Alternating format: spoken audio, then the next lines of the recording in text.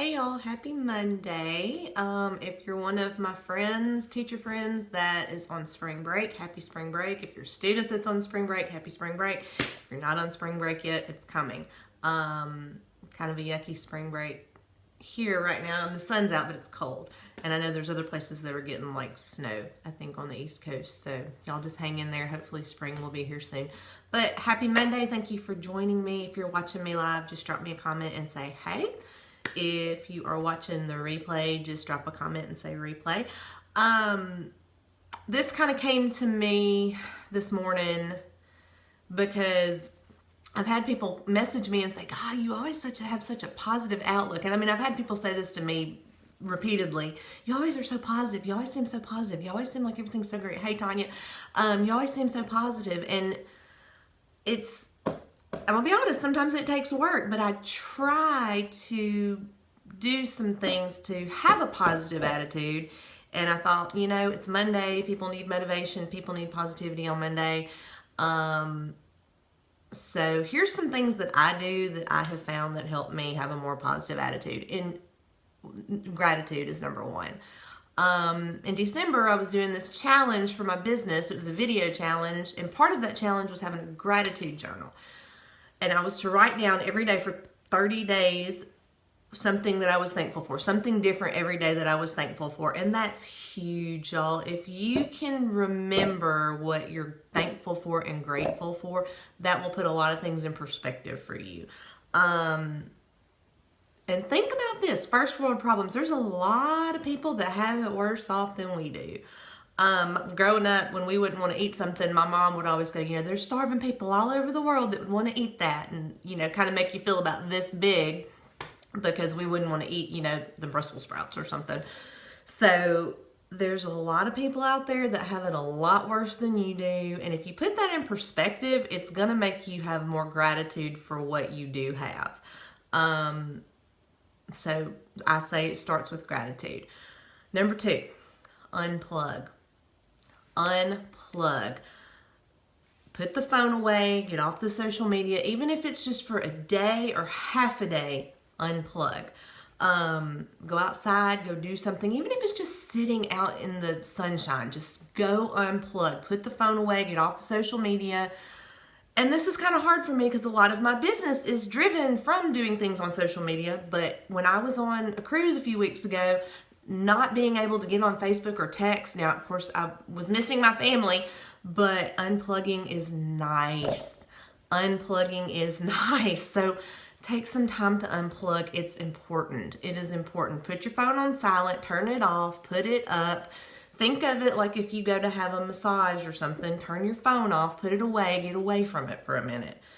Unplug. Unplugging is huge. Okay, number 3. Associate with positive people. This is hard sometimes. This is really hard sometimes, but you become the average of 5 people you're around the most, okay? So do you want to be around a bunch of negative Nellies and Debbie Downers who are always complaining and seeing, the glass half empty and are always just want, they're always complaining? Or do you want to be with people who are going to bring you up? Sometimes this is hard. Sometimes this is hard to not associate with negative people because they might be in your family. They might be somebody that you're really close to. They might be somebody that you work with. Sometimes you have to take drastic measures. I mean, even if it's, hey, I can't be around that negativity right now. I'm sorry you're going through that, but I got to keep positivity around me. So I have learned over the last few years, this is important. So just try and associate with positive people. Try and associate with positive things. If you have negative people in your life, especially people who are trying to bring you down, get rid of them. Get rid of them. Don't associate with them. Don't be around them. Don't let them bring you down because you're going to become the average of the 5 people that you hang around with or around the most. And this one, number 4, this is one that I have not always implemented. But it's been since November, we've been doing an exercise. I know it's the dreaded E word. It's the dreaded exercise. I don't want to do it. I don't have time. I don't want to do it. I don't want to do it. I don't want to do it. I hate it. I hate it. I hate it. Well, let me tell you, it's made a huge difference. Exercising is good stress relief. and it's good. It's just good for your overall mental health, physical health too, but mental health. So some type of exercise, not every day, not necessarily every day, but if you can do something, you know, walking a few times a week or whatever, you don't have to be like going psycho with it like me and Chris are. We're going boxing like 4 and 5, sometimes 6 days a week, but we love it. And we've kind of found that that's what works for us. But find something, even if it's just walking up and down the street, you know, 3 or 4 times, do some type of exercise. It is huge. I think there's studies that have shown that this helps with anxiety and depression issues. So exercise, do some type of exercise. We've even found a routine that we can do in the house with like little hand weights and dumbbells and stuff. So if you want info on that, just let me know. And it takes like 20 or 30 minutes, but it's any kind of exercise is helpful. I know we all hate it. Some people love the exercise, and it's actually become a part of my routine now. But before I'd be like, I don't want to go to the gym. So just try to make an effort to exercise. Okay, number 5. This one's really important, and I've talked about it several times on other videos. Try to compliment at least one person every day, whether it be on social media or in person, but try to compliment at least one person every day. You can find something nice to say about everybody you meet. You can find something nice to say. Like my mom always said, if you can't say anything nice, don't say anything at all. You can find something to compliment somebody on. You can find something. Compliment at least one person every day. Make it your goal to make somebody's day better. Make it your goal to lift somebody up instead of bringing people down. Make it your goal every day to find one person to compliment. Compliment them on something. You can find something nice to say about anybody, I promise you. Number 6 is enthusiasm. Enthusiasm is contagious, and I'm going to talk about one of the ladies on my team. She is so enthusiastic. Her name is Robin Dabney, and she is precious. And I love to talk to her and watch her do videos and things because she's so enthusiastic, and it just makes me get excited and it puts me in a good mood.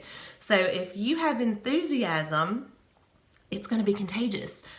Negativity is contagious too, but enthusiasm is contagious. Let's try to keep it on the positive aspect and be enthusiastic, okay? I have that personality, I guess. This is how I am.